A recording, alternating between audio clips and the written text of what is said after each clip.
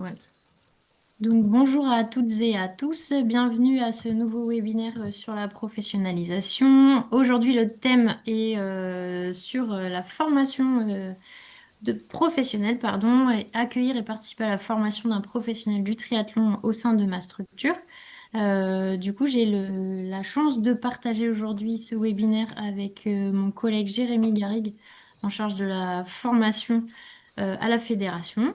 On aura la chance aussi d'accueillir le président du club de Tri-Team Saint-Germain qui viendra aussi témoigner de ce qui a été mis en place au sein de son club. Je vous propose de démarrer et de laisser la main à Jérémy du coup sur cette présentation. Oui, donc bonjour à toutes et à tous. Ravi de partager ce petit temps avec vous. Période printanière, donc on est, on va dire, en pleine saison pour vous au niveau des clubs notamment, et c'est aussi le moment de se projeter sur la prochaine rentrée scolaire, puisque les systèmes de formation sont basés sur le rythme d'année scolaire. Donc c'est vrai que c'est la deuxième fois avec Mélodie qu'on vous propose ce temps, puisqu'on avait fait également quelque chose d'assez similaire l'an dernier, pour que vous puissiez anticiper les choses, puissiez avoir également les informations, on va dire, les plus essentielles.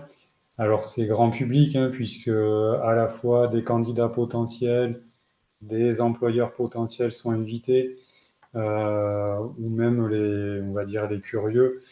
Donc retenez qu'on se tient à vos dispositions sans problème, Mélodie et moi, à l'issue de la présentation pour répondre à toutes vos questions, peut-être en lien avec un contexte un petit peu plus précis, soit pour une candidature, soit pour un accueil de stagiaires.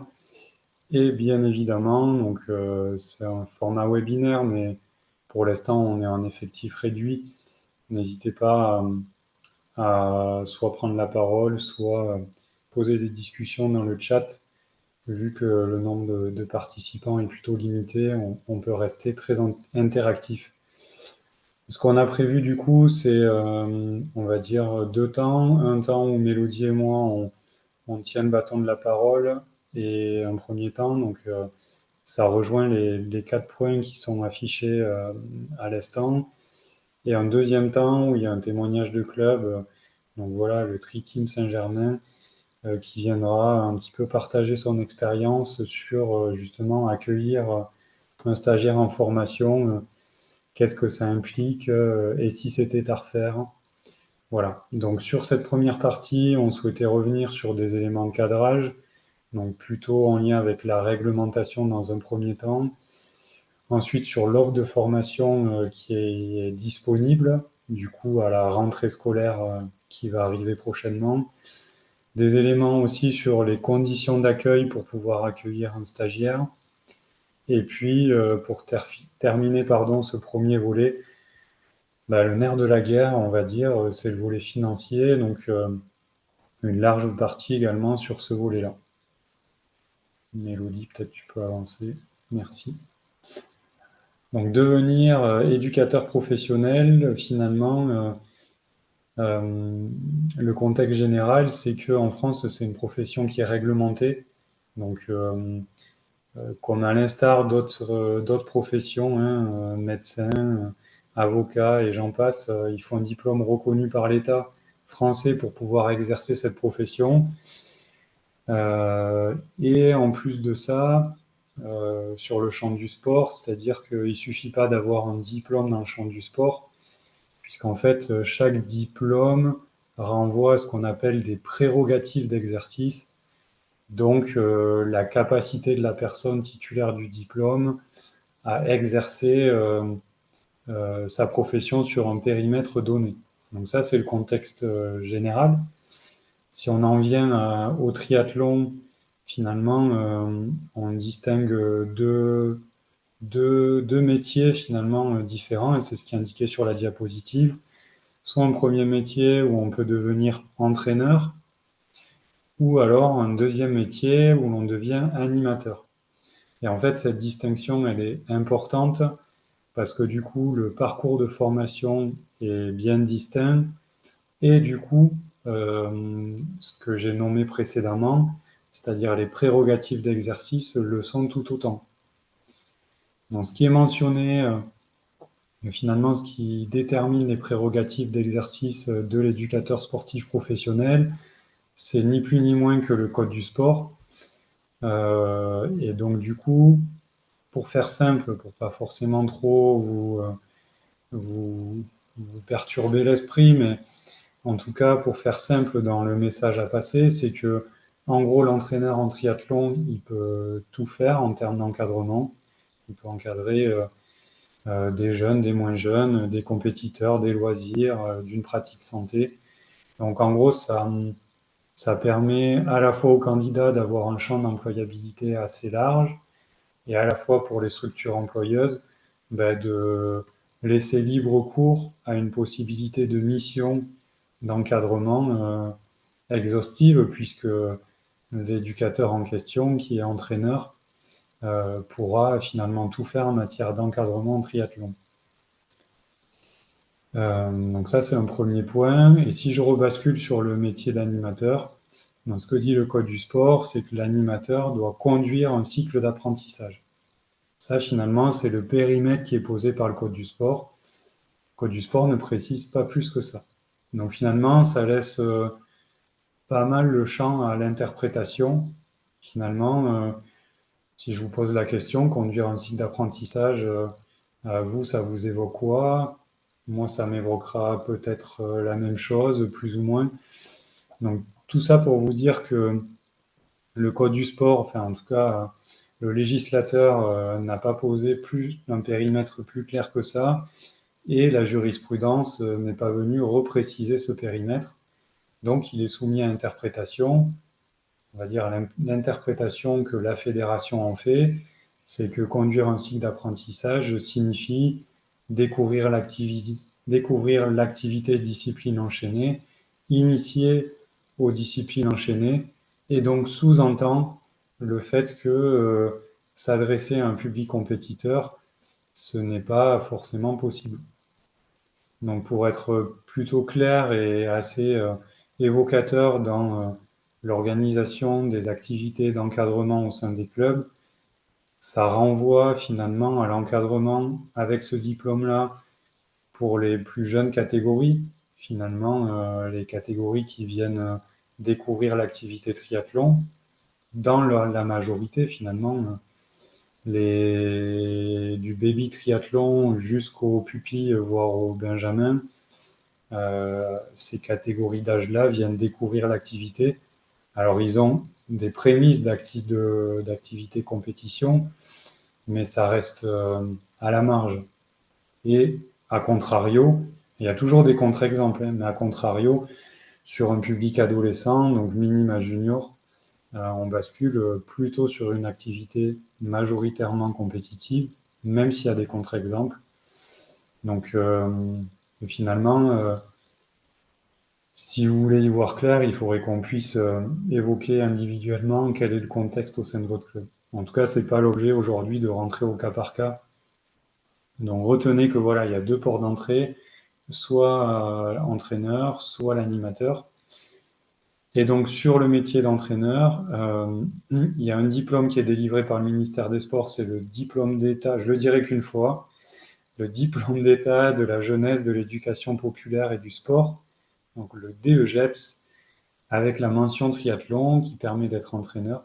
Donc il y a les diplômes aussi STAPS, je ne vais pas les détailler, mais qui le permettent. Le STAPS entraînement sportif triathlon le permet aussi. L'avantage du DEGEPS triathlon, c'est qu'il permet, en plus d'encadrer le triathlon, en passant un petit certificat complémentaire, de détenir le titre de maître nageur sauveteur et donc d'ouvrir encore plus le champ d'employabilité pour la personne titulaire, puisqu'elle pourra derrière soit montrer son activité en propre, soit être salariée d'une structure qui propose l'enseignement de la natation. Et je ne vous fais pas dire qu'à l'heure actuelle, sur le territoire français, il y a une pénurie avérée de maîtres nageurs. Donc, ça peut être intéressant malgré tout.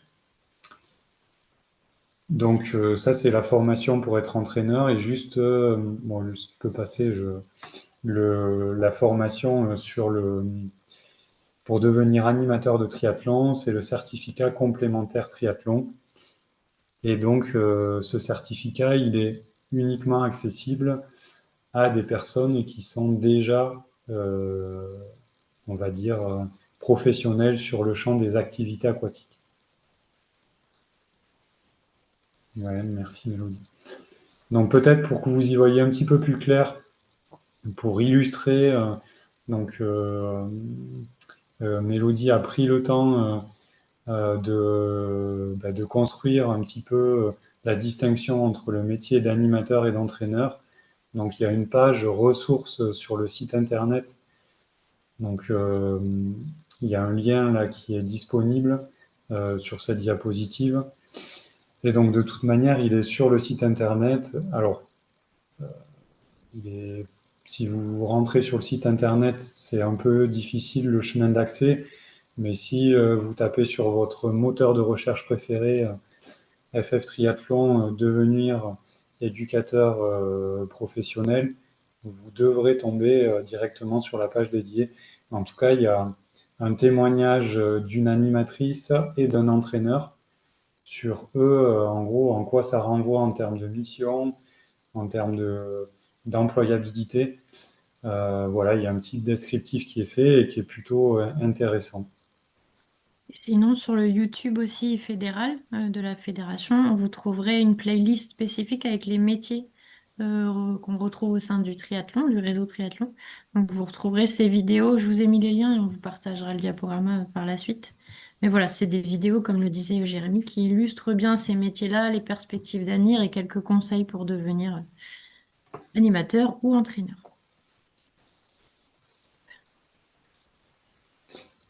Donc là, on bascule dans l'offre de formation disponible. Donc sur le niveau des EGEPS, donc être entraîneur, hein, devenir entraîneur, ce qui finalement, alors je ne veux pas vous orienter, mais a priori dans les besoins des clubs, vu qu'il y a une hétérogénéité de pratiques à encadrer, il y a une partie de l'activité qui peut être confiée sur de l'entraînement. Alors après, à voir au cas par cas, mais dans la majorité des cas, c'est ça. Donc du coup, c'est plutôt ce diplôme-là qui est priorisé ou préféré, à la fois pour les candidats pour l'employabilité et à la fois pour les présidents, par rapport aux présidents de club pour une diversité de missions d'encadrement. Donc il y a 3 organismes de formation qui sont des CREPS qui le proposent, donc le CREPS de Montpellier, de Vichy et de Châtenay-Malabry, donc au sud de Paris. Donc le calendrier de formation est le même pour les 3. Donc clôture des inscriptions, ça dépend des organismes de formation, mais on va dire entre juillet et août. Rentrée en formation courant du mois de septembre et fin de formation en décembre de l'année suivante. Euh, donc sur combien de temps, je réponds en même temps parce que je vois la question passer. Sur combien de temps? C'est sur les 5 dernières années que les 5 triathlons sont comptabilisés. Donc ça, c'est les prérequis, c'est en fait les documents que vous allez devoir transmettre pour les candidats lors de votre demande d'inscription. Tant que vous n'aurez pas ces prérequis-là, votre demande d'inscription ne pourra pas être recevable. Donc BNSSA, à jour de recyclage, PSE1 à jour de recyclage. Pour les titulaires du titre de MNS, c'est la CAEP-MNS. Bon, pour les concernés, ils devraient savoir ce que ça veut dire. Je ne vais pas m'apesantir sur les acronymes. Le code de la route, les 5 triathlons. Donc, triathlon sous-entendu triathlon. Donc, pas duathlon, pas aquathlon. Peu importe les distances et peu importe le résultat attendu. Donc, sur les 5 dernières années. Et certificat médical, donc contre-indication à la pratique à l'encadrement. Donc ces formations-là sont des formations qui permettent de balayer un spectre assez large d'enseignement. Donc ça va à la fois sur mener des projets de développement, mener un projet d'entraînement sportif, mener des actions de formation auprès d'autres éducateurs. Voilà, alors je suis pas exhaustif, hein, mais c'est, on va dire, les éléments sur lesquels les candidats sont évalués.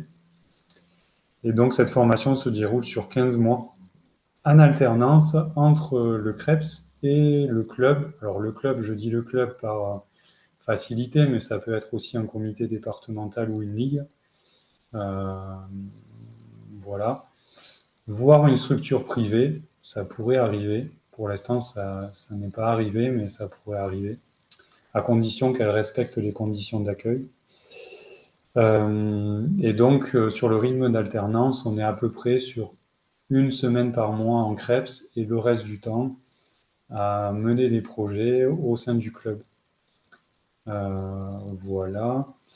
Sachant que sur la période des vacances de Noël et sur la période des vacances estivales, il n'y a pas de cours euh, en CREPS.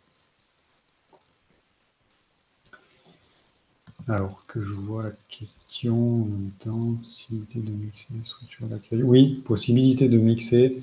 Donc il y a possibilité d'avoir deux structures.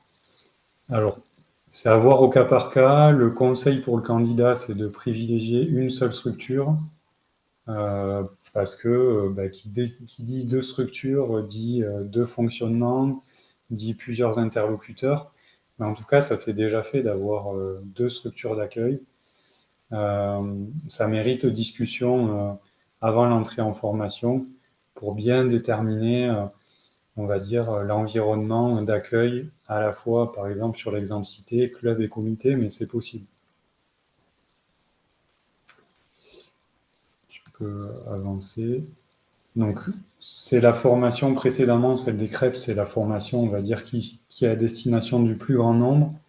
Il y a une formation qui est un petit peu plus spéciale, qui est la formation proposée par l'organisme de formation privé Pré-Passeport, qui est basé à Aix-en-Provence. Donc, au lieu qu'elle dure 15 mois, elle dure que 8 mois. Donc, durée de la formation divisée par deux. Et en plus de diviser par deux la durée de la formation, le volume de formation est divisé par trois. Donc, il y a pas mal d'enseignements qui ne sont pas abordés volontairement faute de temps. Alors, pour pouvoir prétendre à l'entrée à ce type de formation, ça s'adresse à des personnes qui ont un profil particulier. Donc, en plus de tout ce que je vous ai cité précédemment pour entrer en CREPS, vient s'ajouter le fait que la personne doit être titulaire d'une carte professionnelle d'éducateur ou d'éducatrice dans une autre discipline. Donc, la majorité du temps, c'est des personnes qui viennent dans le champ de la natation, mais il y a d'autres exemples. Il faut que cette personne-là cumule une expérience d'un an en temps complet comme professionnel dans le champ, on va dire, de leur carte professionnelle. Donc, je donne un exemple concret. Je suis entraîneur dans un club de natation. J'ai une licence TAPS entraînement sportif natation. J'ai été diplômé en 2020 et depuis 2021, je travaille dans un club de natation sur des missions, on va dire classiques d'encadrement. Donc, je coche la case de carte professionnelle, je coche toutes les cases précédemment, hein, CAEPMNS, 5 triathlons, code de la route, certificat médical. Et en plus de ça, il faut que je puisse témoigner d'une expérience d'encadrement bénévole ou professionnelle. Ah, des fois, il y en a, ils sont un peu sur la... Ils jouent sur la réglementation, ils ont déjà franchi le pas. En tout cas, il faut pouvoir avoir encadré déjà du triathlon, on va dire plutôt bénévolement, si on n'est pas qualifié sur le champ du triathlon. Donc voilà, au regard de tous ces éléments, possibilité de pouvoir s'inscrire à Aix-en-Provence. Donc c'est une formation qui est un peu atypique, qui n'est pas si simple, puisque bien évidemment que vous passiez une formation 8 mois ou 15 mois, les attendus et les évaluations terminales sont équivalentes. Donc le temps de formation est raccourci, donc ça veut dire que les projets, il faut les mener de manière beaucoup plus au pas de charge, si je peux m'exprimer ainsi. Et il y a plein d'enseignements qui ne sont pas vus, donc sans être exhaustif, sur la préparation mentale, la préparation physique, sur l'encadrement de public spécifique, et puis aussi des domaines sur le champ de l'entraînement qui ne sont pas vus, faute de temps, de manière délibérée. Donc, avantage, inconvénient, il faut pouvoir poser les choses. Le rythme, non, il est totalement différent. Le rythme, c'est seulement 6 regroupements de 4 jours en présentiel, plus du temps de formation à distance. Donc on est sur rien à voir. En gros, sur la formation Krebs, on est sur 18 semaines en présentiel. Là, on est sur 6 fois 4 jours. Donc d'un côté, 18 fois 5 jours, là, 6 fois 4 jours en présentiel. Donc voilà, c'est pas du tout comparable. Tu peux avancer. Donc si on est toujours sur le DEGEPS, donc que ce soit la formation, on va dire 15 mois ou la formation 8 mois, ce qu'on attend d'une structure d'accueil, donc on a mentionné club, mais ça peut être club, comité départemental, ou que comité départemental, ou ligue. Bon, bref, soit une structure, soit deux structures. Ce qui est attendu, c'est qu'il y ait de l'entraînement en triathlon, puisque ça fait partie d'une épreuve qui va être évaluée. Donc ça, c'est la première ligne, épreuve de la certification. Ça veut dire que le candidat, pour obtenir son diplôme, il va être évalué là-dessus. Donc le public concerné, donc soit un public on va dire, sur les catégories Benjamin, junior ou des adultes. Et le nombre d'heures consacrées à l'encadrement d'un public qui s'entraîne, c'est minimum 10 heures par semaine. Et on va dire la jauge max, c'est plutôt 20 heures. Au-delà, ça paraît un peu trop.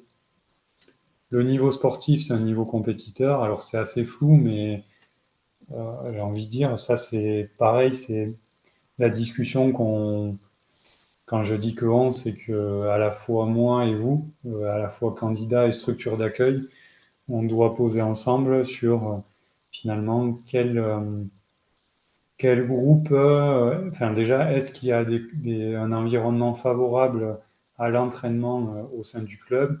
Donc ça renvoie à plein de champs, c'est-à-dire nombre de créneaux disponibles sur les 3 activités, le fait que le futur stagiaire ait la main sur les 3 activités, le fait que les athlètes viennent sur ces créneaux-là, parce que des fois il y a des propositions euh, de, de créneaux, mais en fait les athlètes viennent picorer. Et après, il y a aussi un niveau sportif à avoir ensemble. Donc là, je vois le temps qui tourne, je ne vais pas trop m'apesantir là-dessus, mais il y a matière à échanger.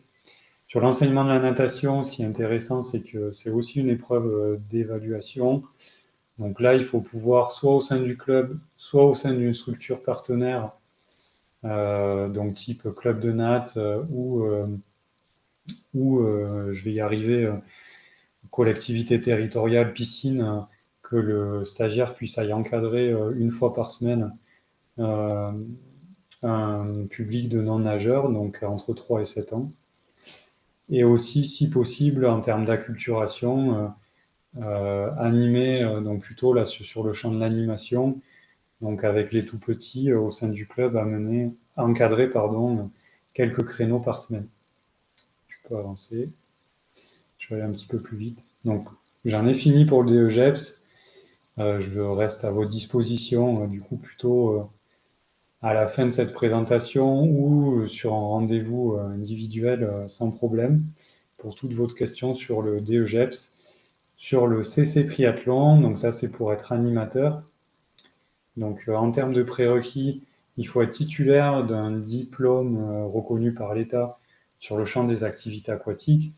Donc je vais vous en citer quelques-uns, hein, c'est pas exhaustif, mais en gros les deux euh, les plus présents sur le marché, c'est le BESAN et le BPAN, mais il y en a d'autres. Donc il faut que ces personnes-là soient à jour de la CEPMNS, qu'ils aient le code de la route, qu'ils aient fait 3 triathlons durant les 5 dernières années.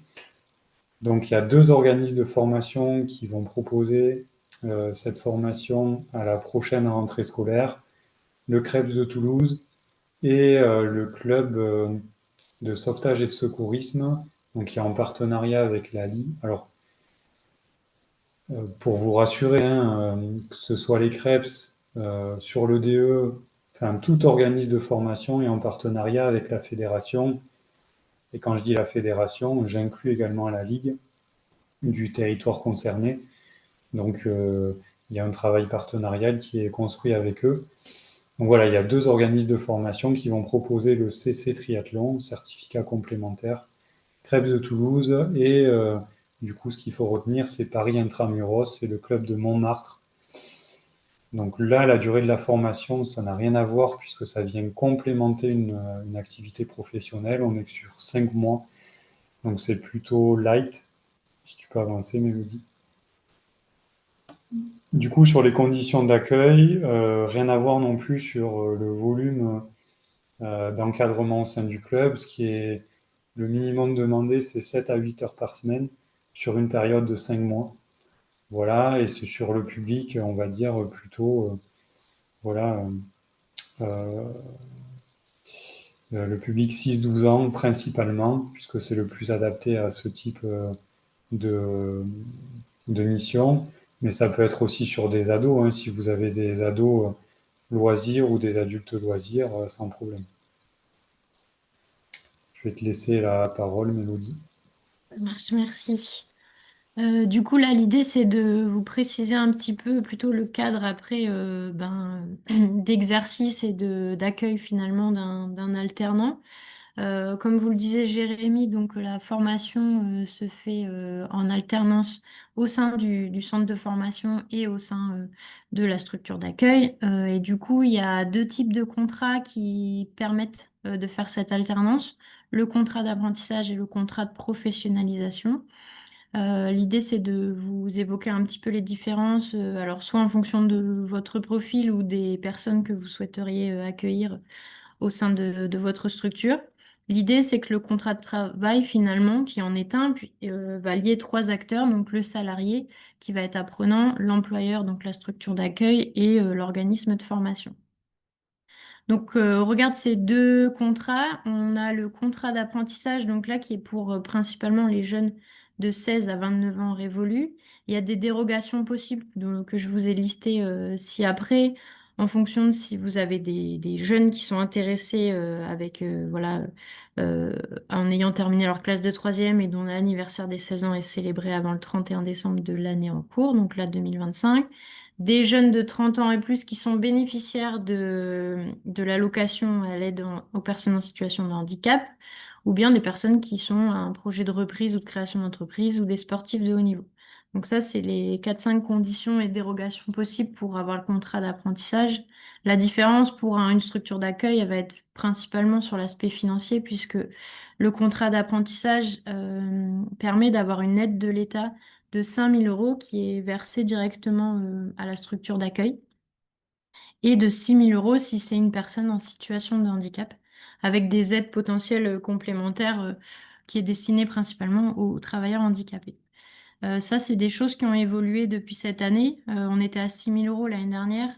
Ça a été abaissé à 5 000 €, toujours dans la restriction budgétaire et des décrets qui vont passer autour de l'alternance et de l'apprentissage. Donc, on voit que l'État diminue son soutien aux structures d'accueil, mais reste quand même un soutien pour le contrat d'apprentissage. Le contrat de professionnalisation, lui, quant à lui, ça concerne deux publics principaux, donc des jeunes aussi quasiment sur la même catégorie d'âge, jusqu'à 25 ans, mais qui souhaitent compléter leur formation initiale, et pour les demandeurs d'emploi de 26 ans et plus. Ça c'est souvent des structures d'accueil qui vont accueillir un alternant qui est en reconversion professionnelle. On en a vu pas mal encore cette année. Et on part principalement sur ces contrats de professionnalisation. Il y a aussi la possibilité pour des publics dits de nouvelle chance, donc des jeunes qui sont sans bac, qui n'ont pas de diplôme de l'enseignement technologique ou professionnel qui pourraient être sur ce contrat-là. des chômeurs qui sont inscrits depuis plus d'un an sur la liste des demandeurs d'emploi et des bénéficiaires, alors soit du RSA, soit de l'allocation de solidarité spécifique ou encore de l'allocation, pardon, aux adultes handicapés. Et pour des personnes ayant bénéficié d'un contrat unique d'insertion, là encore, on est sur des publics niches, mais voilà un petit peu les deux types de contrats avec les publics spécifiques. Ensuite, le contrat est établi soit en CDD qui est durant la durée de la formation qui est prévue, donc en fonction de si c'est pré-passeport 8 mois ou bien le DGEPS 15 mois, ou ça peut être directement en CDI, où la phase finalement d'alternance va être sur un contrat d'apprentissage et ensuite automatiquement basculer sans période d'essai sur le contrat CDI. Donc là, comme je vous l'ai mis, il y avait une aide l'année dernière sur ce contrat-là. Elle a été supprimée l'année dernière et au vu des nouvelles budgétaires, il n'y a pas d'aides qui sont attribuées pour le contrat de professionnalisation cette année. Hop.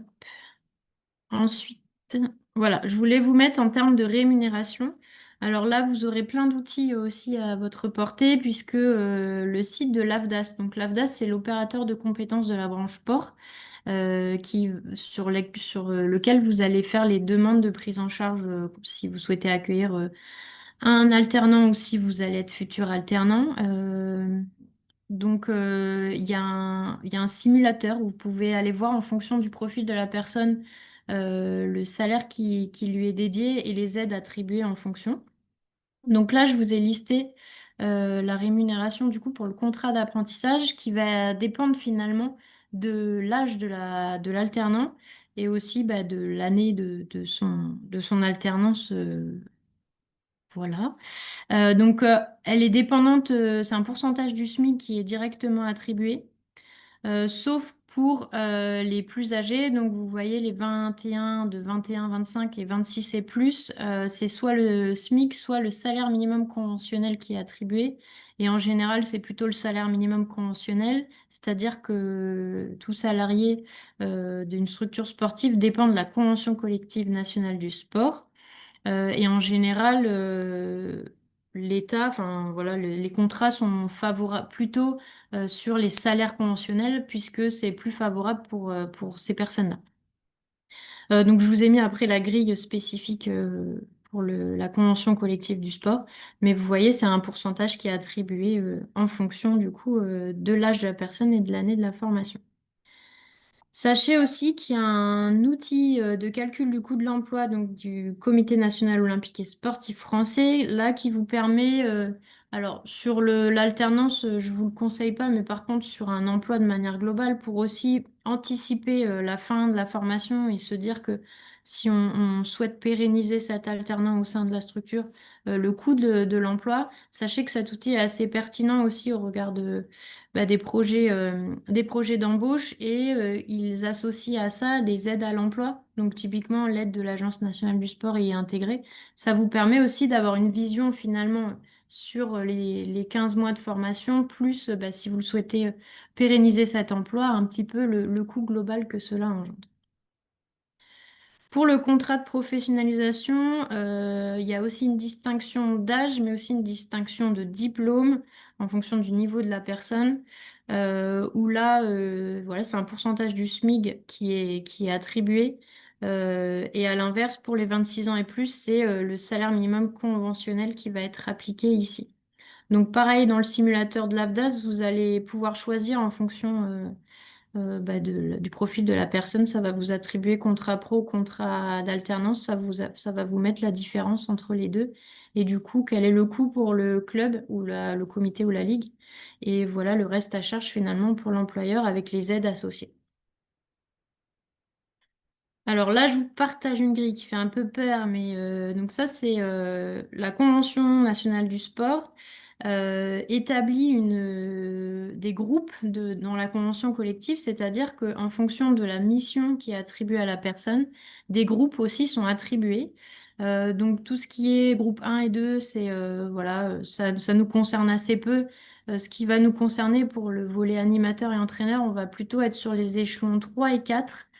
C'est-à-dire que la Convention a réfléchi finalement aux missions qui étaient attribuées dans le champ du sport et qu'en fonction de la responsabilité de la personne, de la technicité et de son autonomie, elle va avoir un groupe attribué. Donc ça, je vous ai mis un peu le détail dans le diaporama, mais euh, pour le volet entraîneur, en tout cas, et animateur, on est sur les volets 3, 4. Et donc, il y a un salaire minimum qui est appliqué. Donc là, c'est un décret qui est passé récemment et qui va s'appliquer à partir du 1er juillet. Il y a des changements de salaire qui vont s'appliquer. Donc voilà, l'idée, c'est de prendre le salaire minimum que vous voyez sur le groupe 3 et 4 et bah, pour le contrat d'alternance de prendre le pourcentage au regard de ce salaire minimum conventionnel en fonction de ce que je vous ai montré précédemment, si la convention s'applique. À savoir que c'est un minimum, mais que la structure d'accueil peut décider de donner plus aussi à la personne concernée. Pour information, la fédération adhère auprès du Cosmos, donc le syndicat d'employeurs de la branche sportive, et permet à un certain nombre de structures employeuses de bénéficier de conseils, de fiches pratiques et d'appuis juridiques, notamment auprès du Cosmos.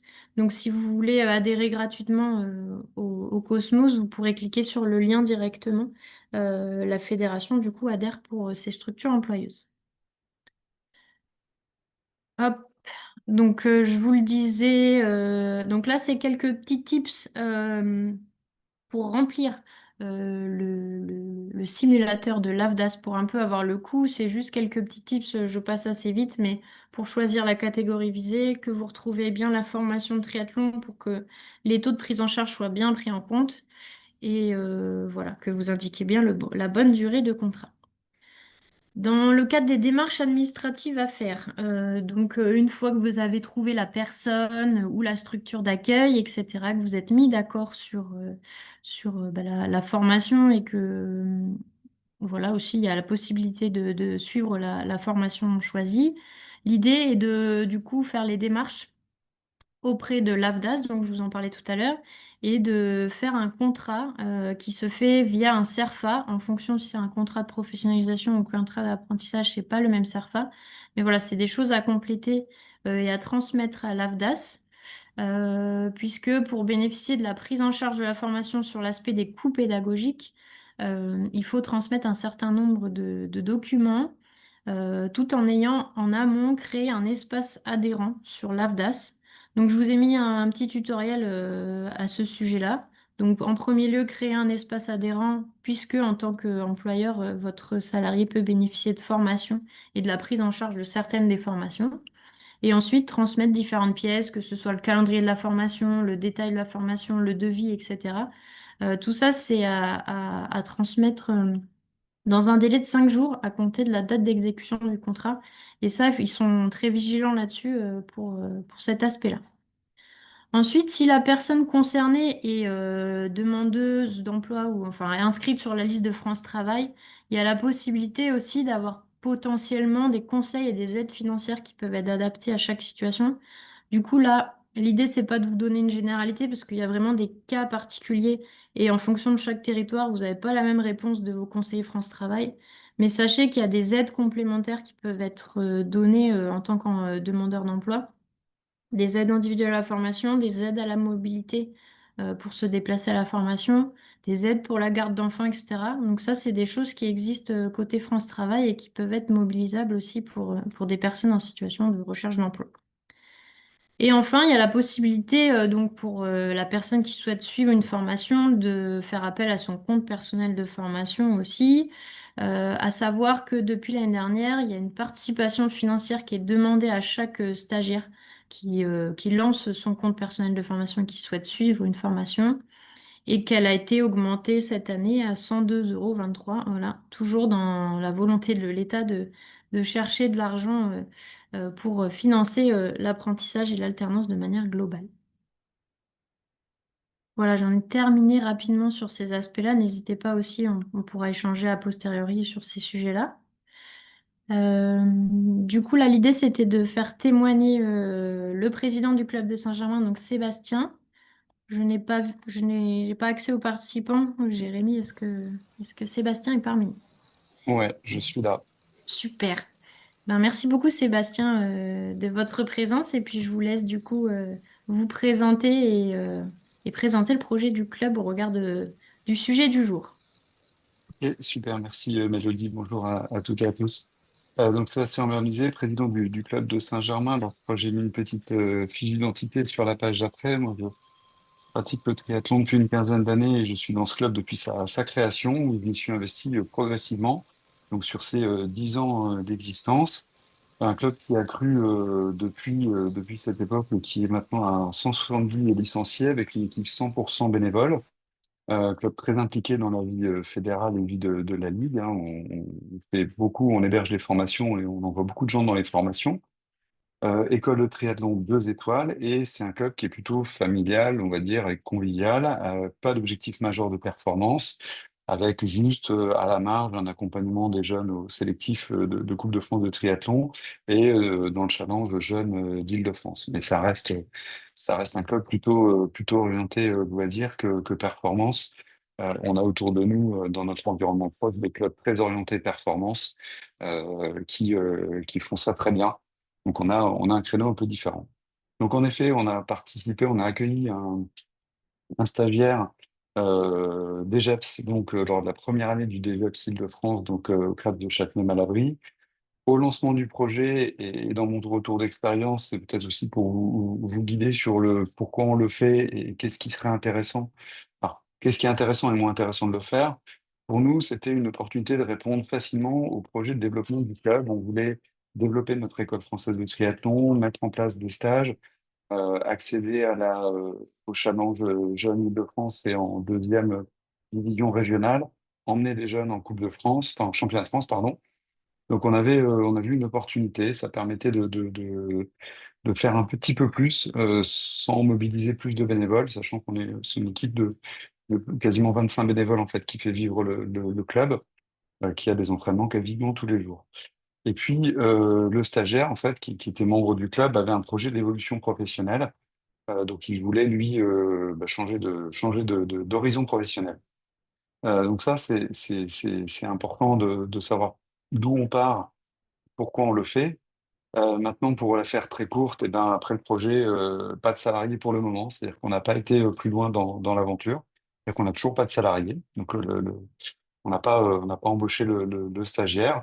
Par contre, ça nous a donné beaucoup d'occasions de réfléchir sur notre projet de club, ce qu'on voulait, ce qu'on n'avait peut-être pas fait avant, et qui aurait pu mériter d'être fait, et un collectif renforcé. Donc, c'est pas la meilleure pour nous, on va dire, pour la professionnalisation.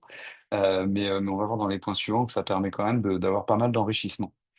Donc, si on devait s'y reprendre différemment, qu'est-ce qu'on ferait? On avait au départ un projet autour du stagiaire, qui était vraiment le développement donc, de son projet d'évolution professionnelle et de ce qu'on pouvait développer, de ce qu'il voulait développer au sein du club. Mais ce qui aurait été mieux, et ce qu'on a maintenant désormais, c'est un projet global commun avec l'ensemble du club, donc qui soit partagé par l'ensemble du conseil d'administration du club, avec les entraîneurs, quelque chose d'un peu plus large et pas quelque chose qui tourne autour d'une ou deux personnes. Ça, on le ferait différemment pour impliquer plus largement du monde. Et puis aussi, qui implique le projet du stagiaire, et ça, c'est quelque chose qu'on n'a pas forcément fait. Il faut savoir pourquoi le stagiaire veut faire ça, qu'est-ce qu'il envisage, comment il se projette dans sa nouvelle vie.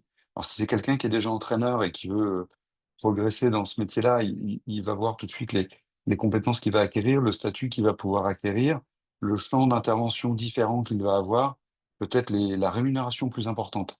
Si c'est quelqu'un qui ne connaît pas encore le métier, que ce soit quelqu'un qui soit jeune et qui démarre dans ce domaine-là, qui n'a jamais été entraîneur, ou quelqu'un de plus âgé qui se reconvertit professionnellement, c'était notre cas, je pense qu'il faut aller un petit peu plus loin et vérifier quel est ce projet de vie.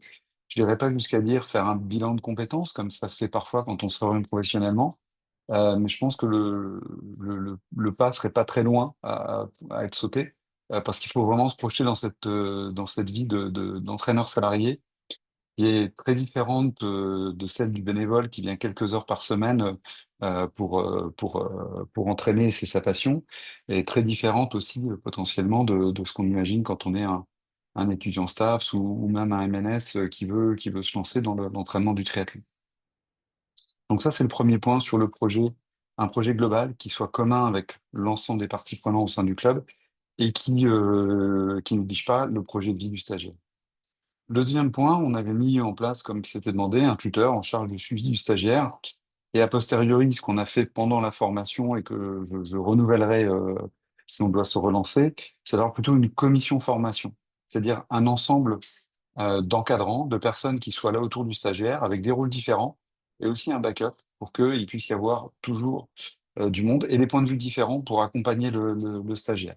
C'est ce qu'on a mis en place au fil de la formation pour gérer certains sujets qui se présentaient, que ce soit pas uniquement le directeur sportif s'il y en a un ou le président du club qui gère le sujet, mais que ce soit partagé plus largement là aussi au sein des dirigeants administratifs ou sportifs. Ça, c'est mon deuxième point. Et le troisième point, on avait des temps de formation très distincts du stage. Donc ça, on l'a bien anticipé. On avait le planning de la formation. On savait quand le stagiaire était là, quand il n'était pas là. Mais en fait, on ne savait pas forcément trop ce qui pouvait se passer en formation. Il n'y avait pas d'échange ou peu d'échange avec les formateurs. Il y en a eu qu'on a créé au fur et à mesure, dont notamment avec Jérémy, d'où ma présence ici. On a beaucoup échangé pendant la formation, plutôt sur la deuxième moitié.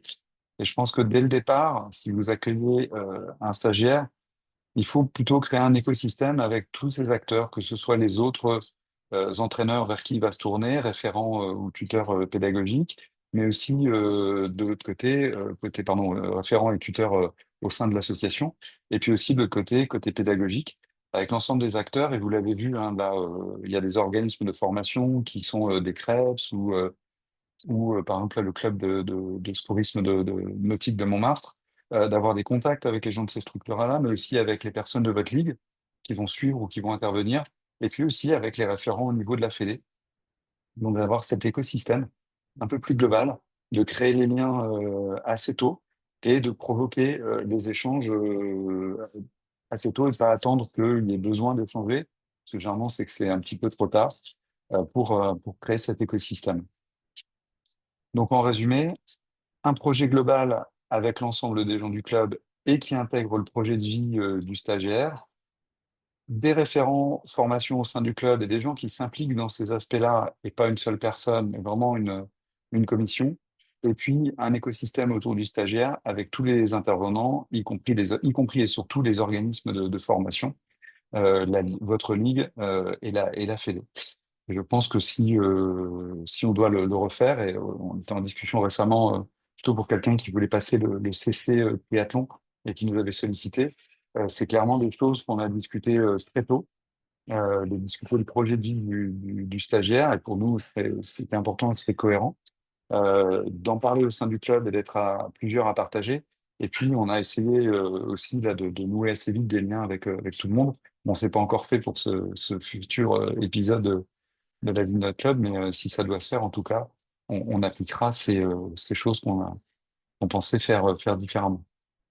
Voilà, j'ai essayé de faire quelque chose d'assez court. Il est déjà 13h20. Si vous avez des questions, si vous posez des questions, peut-être un peu plus pratico-pratiques ou concrètes, n'hésitez pas. Merci beaucoup Sébastien pour cette présentation. Est-ce qu'il y a des questions comme ça qui viennent et que vous voulez poser à Sébastien? N'hésitez pas à ouvrir vos micros.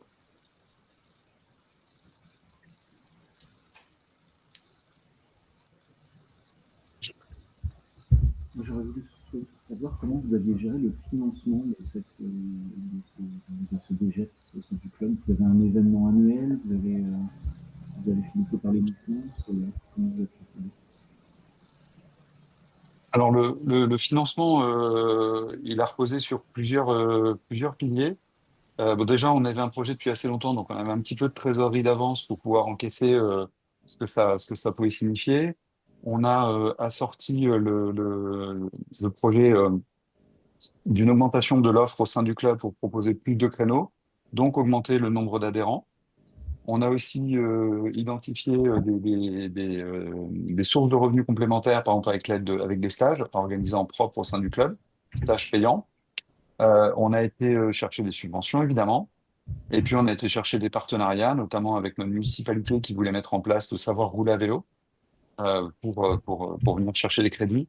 Mon retour d'expérience sur cette partie-là, c'est que aussi bien tout ce qui était à notre main, il n'y a pas eu de souci. C'est-à-dire qu'on a augmenté le nombre d'adhérents, on a augmenté l'offre du club. Les subventions, on a réussi à les obtenir. On a été accompagné, ça s'est bien passé. Par contre, sur ce qu'on a mis, ce qu'on a fait avec des partenaires qui se sont pas vraiment engagés, notre municipalité notamment, a pas mis en place le savoir rouler à vélo, n'a pas versé de subventions dont on avait besoin, donc on était content d'avoir un peu de trésorerie d'avance parce que eux ils font pas, c'est pas grave, mais nous on n'a pas les rentrées en face, c'est plus compliqué. Et puis sur les animations qu'on a mis en place, les stages, certains se sont faits, d'autres non. Donc ça aussi, il faut vraiment les anticiper, les communiquer très très en amont pour s'assurer qu'il y ait une participation. Euh, voilà, je pense que j'ai évoqué toutes les sources de financement qu'on a mis en œuvre. Merci.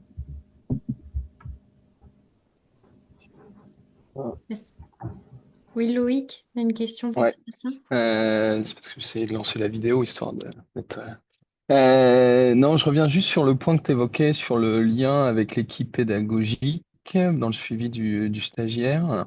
Euh, tu conseilles de le faire, mais voilà, t'es rentré directement en contact avec eux, c'est eux qui sont venus vers toi. Enfin, voilà, si demain ça devait se faire, comment tu fais ce lien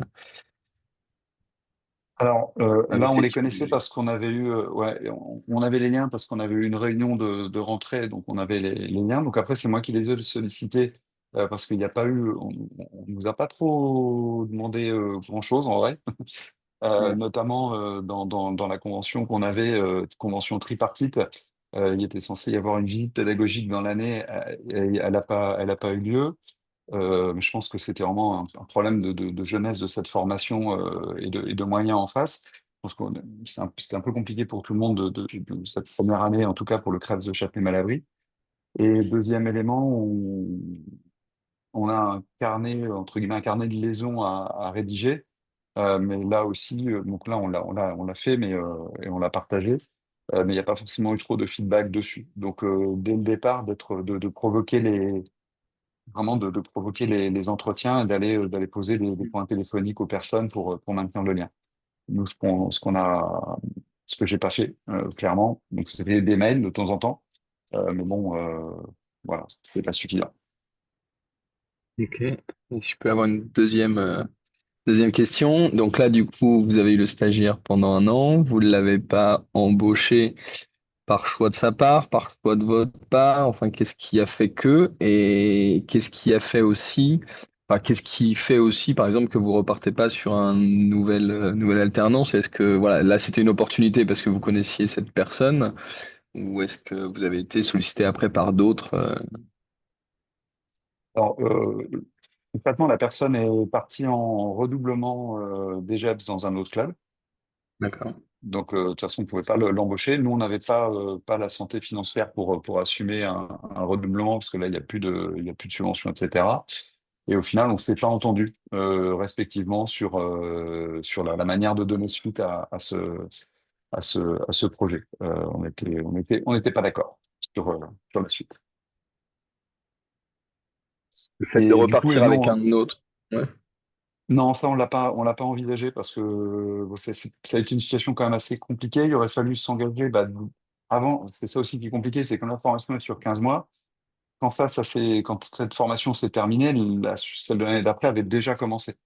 Donc, c'est un peu compliqué. Il aurait fallu anticiper et prendre un nouveau stagiaire, alors que notre première formation n'était pas encore arrivée au bout, avec toute l'inconnue de comment on fait pour supporter financièrement le salarié une fois qu'on l'a, et en plus un nouveau stagiaire des JEPS. Donc, on a été sollicité, mais on n'avait pas donné suite pour cette raison-là. Et ensuite, bon, on verra lors de la prochaine campagne ce qu'on fait. Et on a été sollicité par contre pour quelqu'un qui voulait passer le CC triathlon, quelqu'un qui est entraîneur de natation dans la région et qui fait du triathlon personnellement. Bon, là, on est encore en discussion, mais pour l'instant, c'est pas encore suffisamment bien engagé. Merci. Je peux se dire. Est-ce qu'il y a d'autres questions pour Sébastien?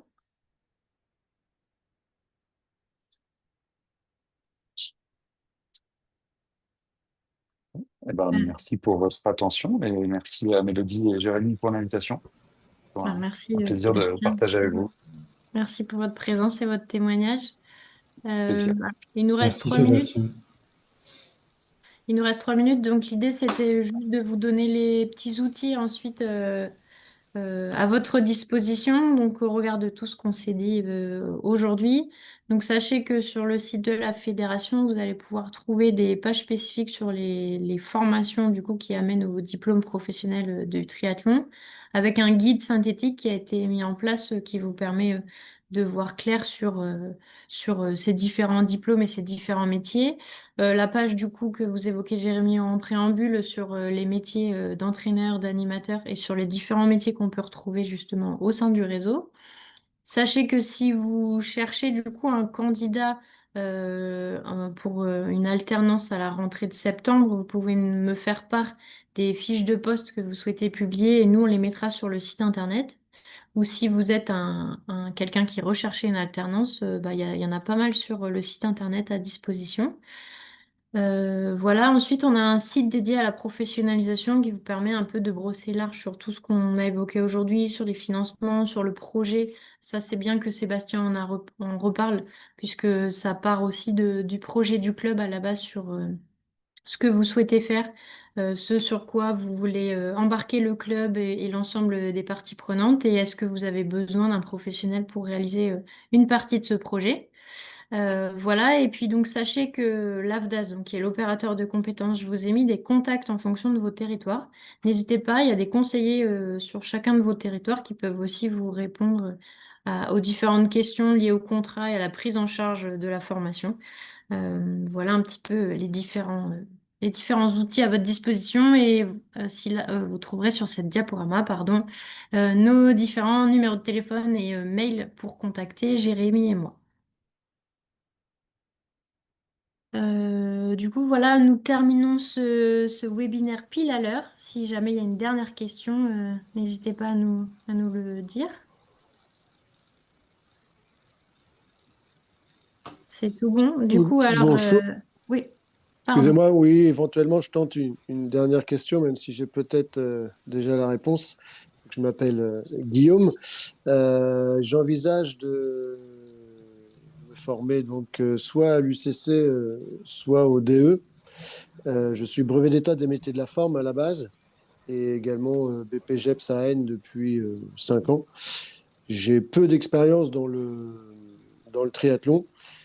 Et c'est pourquoi je pense me diriger d'abord sur l'UCC par rapport au DE, mais je suis déjà en échange avec Mathieu Badelier, hein. J'ai déjà eu pas mal de petits conseils là-dessus, mais est-ce que vous me confirmez que c'est mieux de prendre le temps de passer sur l'UCC ou c'est peut-être une perte de temps et le DE peut nous laisser suffisamment de temps pour la connaissance fédérale notamment, etc.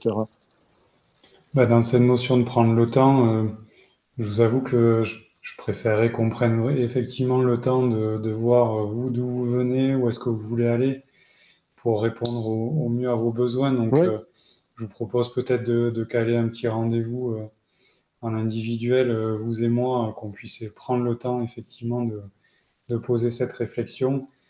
c'est Voilà, gentil, merci. Ouais, ouais. tout est possible, mais en tout cas, moi, je me tiens à vos dispositions pour évoquer votre projet, ouais, sans problème. Ouais, ouais. Non, mais comme j'avais passé cette année le BF2 et il en sort que j'ai une connaissance fédérale qui est un petit peu juste quand même. Hmm. C'est pourquoi peut-être mieux prendre le temps d'acquérir de l'expérience au sein du club pendant cette première formation pour peut-être évoluer sur la formation qui est la plus diplômante ensuite. Une possibilité, je pense qu'on va pas trancher là en une Ouais, ouais, minute bien la sûr. question, mais effectivement, ça peut être une possibilité. Ouais. D'accord. Bah, écoutez, je vous remercie. Je ne prends pas plus de temps et puis on sera amené effectivement certainement à en discuter. Ben, n'hésitez pas à me contacter, hein, vous allez recevoir le support et du coup, vous avez mes coordonnées sur le Oui, site, il n'y Mathieu a pas de souci. m'avait parlé de vous. Je fais partie du club de Blois, dans le Bon, 41. eh bien, enchanté alors. Enchanté. À très bientôt. Eh ben, merci à toutes et tous de votre participation. Un grand merci à Sébastien pour son témoignage et à Jérémy pour la présentation. à votre disposition avec Jérémy sur toutes ces questions-là. Et puis, on se retrouve certainement au second semestre pour de nouveaux webinaires. Merci à tous et puis à bientôt. Bonne fin de journée à tout le monde. À très bientôt.